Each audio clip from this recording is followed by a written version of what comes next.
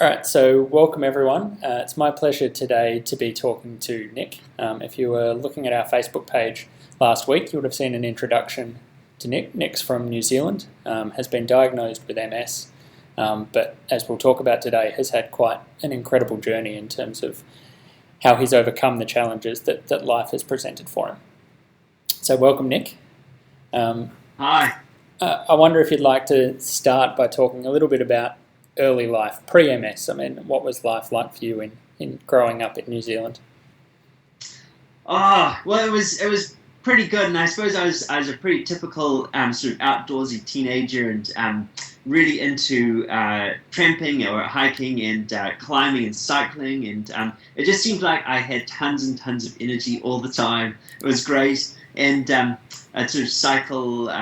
I was quite fit, and cycled about 400 or 500 kilometers a week, and then did lots of climbing as well, and yeah, so I was really outdoorsy, really active, and yeah, tons of Yeah, energy. and I think that's, I mean, something that you mentioned on your website, that you've always sort of had a bit of an affinity for the outdoors and especially for mountains and climbing, Absolutely.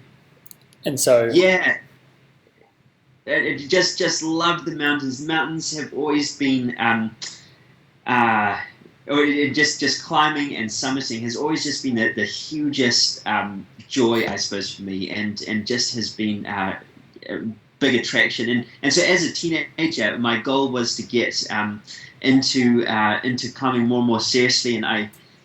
One of my life's ambitions as a 19-year-old was to climb Mount Everest. It was sort of like always my dream, and yeah, so mad keen on climbing in the mountains. It just always blew me away.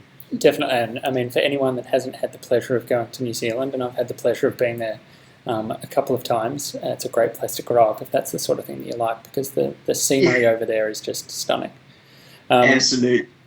so I guess then at a youngish age, those dreams took a little bit of a hit Yeah. when you were diagnosed with MS. Can you talk us through that a little bit?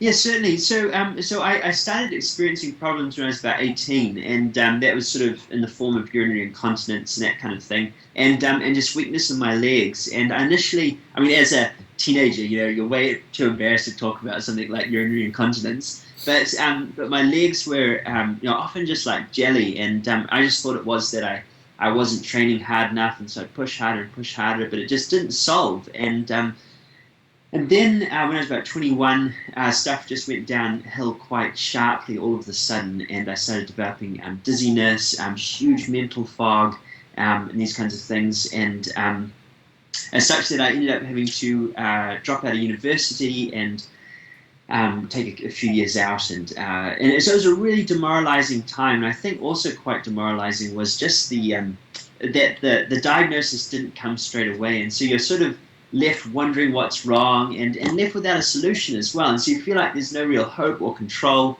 And then when I was 25, I was finally diagnosed, which and that was kind of like a relief in some ways, because you're like, yay, finally we know what's wrong.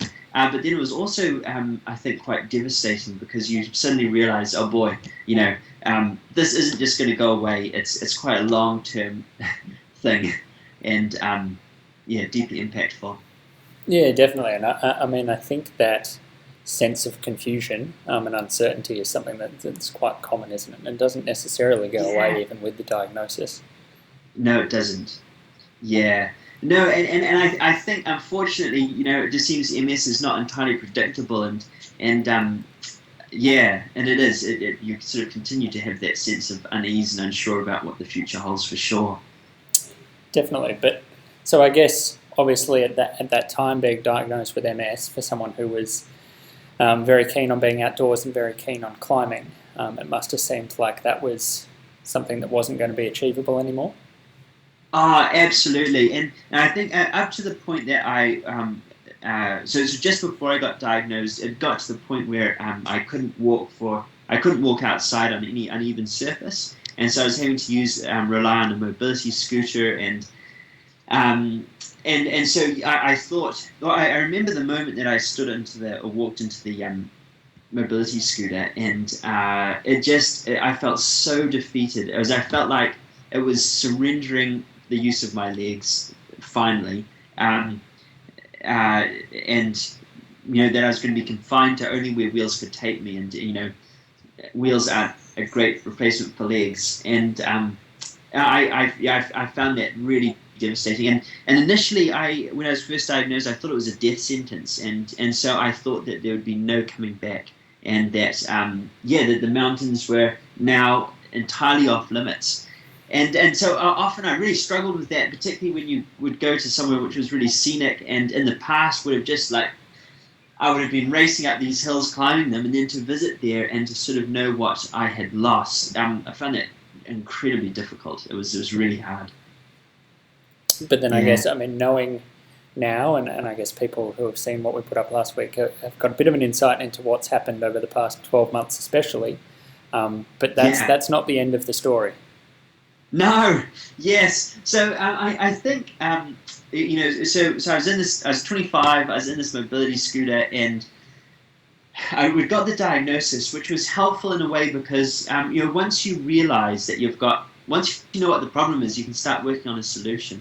And so so I took quite a radical approach to my diet and lifestyle in general, and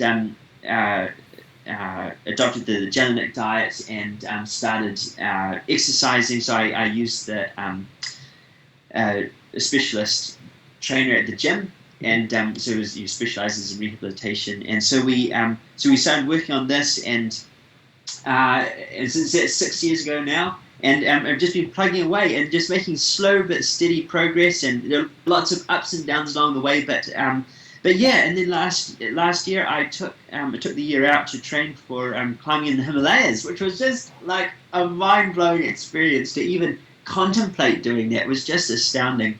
And so I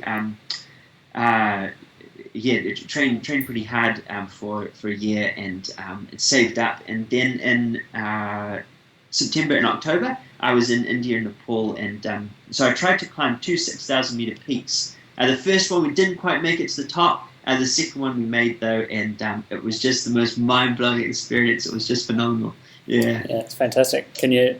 I can sort of start to imagine, but not really. The feeling when you were on top of that peak must have been unbelievable. It was totally unbelievable. I think so you're at 6,000 meters, which is high, and you do sense that height. Apart from the fact that you're struggling to breathe, you can just see so far. And then at altitude, I suppose because the air is so thin, your whole depth perception changes quite a lot.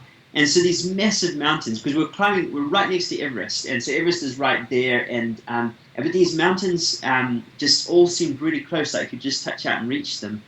And so it was just astounding. It was you were surrounded by these incredible peaks, and yet you could also see so far. And we got up just before sunrise, and you could actually see the sunlight traveling across the face of the earth. It was just astounding. It was amazing, but it was a real buzz. And I think particularly given the fact that even just 2 years ago, I would have thought that this was entirely impossible. And so I think that was the biggest buzz, is to achieve something which I thought was impossible.